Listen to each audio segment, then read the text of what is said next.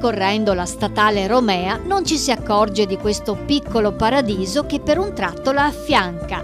All'altezza di Lugo di Campagnalupia basta deviare qualche metro dal rettilineo e tutto cambia. Il traffico cede il posto a boschi, stagni e canneti. È l'oasi di Valle Averto, tipica valle da pesca della Laguna Veneta, l'unica chiusa alla caccia. La riserva naturale si trova all'interno di una zona umida di importanza internazionale ed è gestita dal WWF.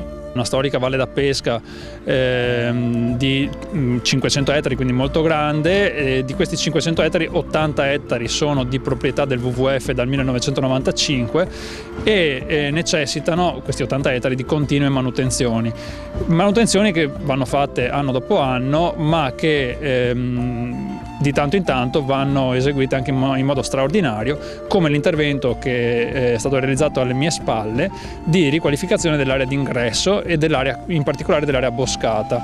Un intervento realizzato grazie a fondi comunitari provenienti da un bando attivato dal GAL Antico Dogado, gruppo di azione locale che insiste qui nel territorio e che ci ha reso accessibile questo finanziamento. Grazie al finanziamento abbiamo riorganizzato questa area boscata all'ingresso dell'oasi, molto importante perché all'interno di questo bosco abbiamo realizzato un percorso botanico, un percorso didattico con una cartellonistica che andrà a spiegare gli elementi importanti dell'ambiente che il visitatore viene a vedere, ponendo l'attenzione sulle caratteristiche di flora e fauna tipiche del territorio. Scarpe comode, abiti mimetici, binocoli e una buona dose di pazienza. È questo il migliore equipaggiamento per chi visita un'oasi e vuole osservare gli animali. A Valle Averto ce ne sono moltissimi, oltre 240 specie di uccelli, 25 di mammiferi e poi rettili, anfibi, pesci. La tipologia è una tipologia variegata che si diversifica in fauna tipica degli ambienti boscati e, parlando di animali, dicendo due nomi, possiamo citare la volpe o il tasso, che sono animali che esistono, che magari non si crede che ci siano anche ai margini delle nostre città e che pure comunque frequentano i territori vallivi e quindi la Valle da Pesca e in particolare Valle Averto, con numerosi esemplari, sia tasso che volpe, ma anche la faina e la donnola, che sono dei mammiferi chiaramente predatori. E poi dovremo parlare di uccelli in questo periodo. Durante le migrazioni invernali, autunnali, abbiamo un grande afflusso di passeriformi, piccoli uccelli, magari che l'osservatore distratto confonderebbe con un comune passero, ma che in realtà sono diversificati in numerose specie, e citandone alcune abbiamo il fringuello, il regolo, il fiorrancino, la cinciallegra, il codibugnolo e molto altro. Assieme ai passeriformi chiaramente arrivano i predatori. Oggi per esempio in visita guidata con il gruppo che ci ha appena salutati abbiamo incontrato uno sparviere che è un predatore di passeriformi, quindi ecco che l'ecosistema boscato, il bosco, ospita sia le prede ma attira anche i predatori. Se vogliamo poi entrare nel dettaglio della piccola fauna, abbiamo un gran numero di roditori chiaramente che compongono la microfauna.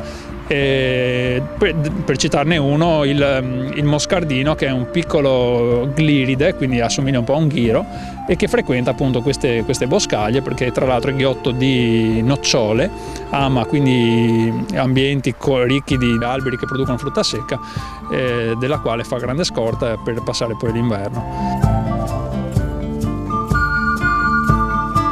Giunchi, ligustri, biancospini e tamerici.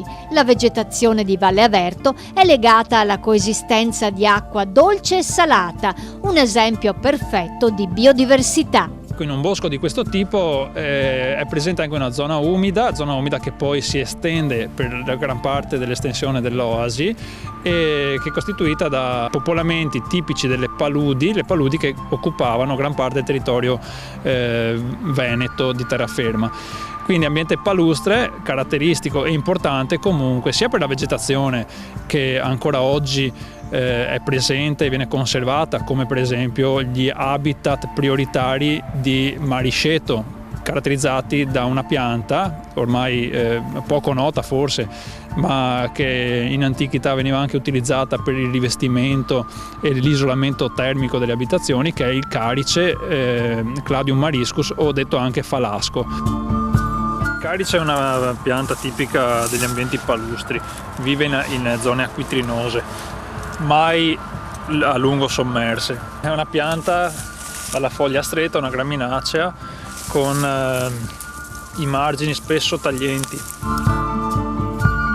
Questo è quello che rimane della fioritura del falasco e della conseguente poi produzione di semi che si sono ormai già dispersi. È una specie che costituisce un habitat prioritario per la conservazione, poiché è scomparso da gran parte della nostra pianura.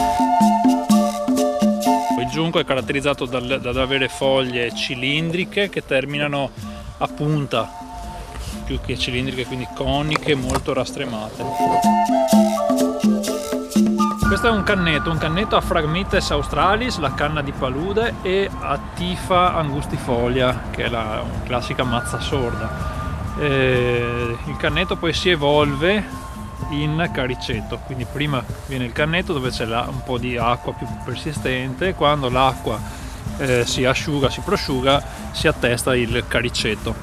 Questo è un po' di cannetto, e quella è una bella Typha, queste mazze qui, queste piante con il pennacchio alla fine non è Phragmites, non è canna palustre, ma è Typha.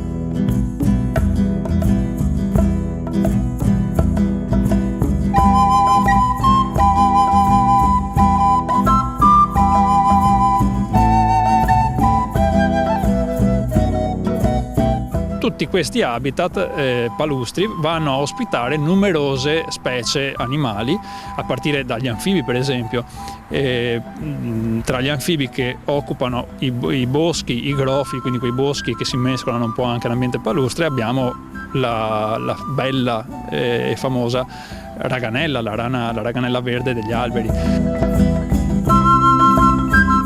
L'oasi WWF di Valle Averto è molto frequentata, ospita periodicamente iniziative di sensibilizzazione ambientale, accoglie studenti e ricercatori ed è disponibile per stage e tesi di laurea. La didattica è uno degli elementi principali, una delle funzionalità dell'oasi, cioè quella di far vedere ai bambini, ma non solo ai bambini, a tutto il pubblico che può essere interessato a un ambiente naturalistico di questo tipo, appunto le caratteristiche dell'oasi e le bellezze naturalistiche da osservare.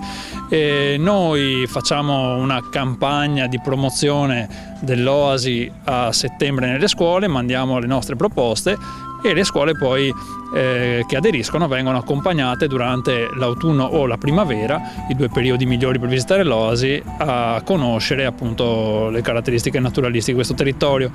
Vengono accompagnati da guide naturalistiche professioniste. Diciamo che gli scorsi anni 1.000.000 di studenti vengono a visitare l'oasi, e per un totale all'anno tra studenti e visitatori di altro tipo dai 2.000 ai 4.000 visitatori a seconda delle annate, a seconda dei periodi. L'oasi è molto grande, sì, il WWF poi comunque si basa su un principio di volontariato, quindi chiunque del territorio comunque abbia una passione per questo genere di ambienti e questo genere di attività di conservazione della natura è invitato e comunque è ben accetto a operare, a compiere in totale libertà attività anche di volontariato. Quindi stiamo anche cercando un po' di promuovere l'oasi dal punto di vista del lavoro volontario per migliorare l'ambiente.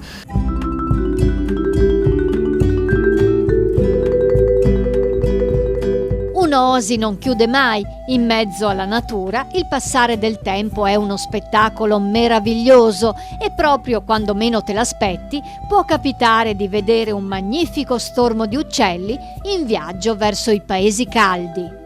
Abbiamo visto uccelli di vario tipo che vengono qua a svernare e ci hanno spiegato il tipo di flora e di fauna che abita in queste zone. Ottima giornata, sì. Anche sapere il perché gli uccelli vengono qui, perché ci sono certi orari, il disturbo della caccia, un insieme di cose, uccelli che non ho mai visto, cose interessanti che non sapevo prima di venire. La giornata è stata bellissima, prima volta che visitiamo un OSI del WWF, stupendo.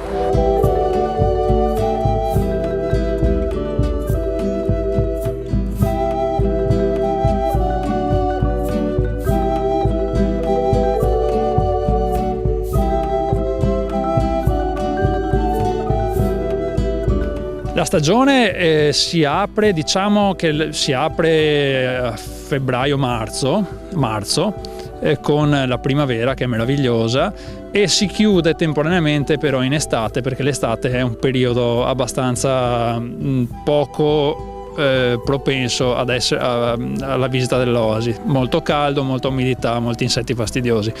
Riapriamo poi a settembre, comunque da settembre, per non fermarci fino a Natale fondamentalmente, perché anche l'autunno è un periodo davvero interessante e importante per le migrazioni degli uccelli e per i colori che comunque caratterizzano l'autunno. Migrazione in corso comunque che si può osservare chiaramente nel giorno giusto e con un po' di fortuna è la migrazione delle gru. Le gru, che sono degli uccelli meravigliosi molto grandi che compiono lunghe migrazioni, le cui rotte passano proprio sopra l'oasi. E si può parlare dei pendolini, che sono dei piccoli passeriformi della famiglia delle cince, che in questo periodo abbondano nei canneti, frequentano i canneti e poi si spostano però in primavera nei siti di nidificazione che al momento non trovano idonei qui in valle. La visita all'Osi veneziana di Valle Averto è un'esperienza da provare assolutamente. In un paio d'ore si attraversano diversi habitat, si vedono animali non comuni e si sta in silenzio per non disturbarli. Tutto questo non può che farci bene e darci la carica giusta per tornare in città. Bisogna spendere più soldi per sistemare queste cose.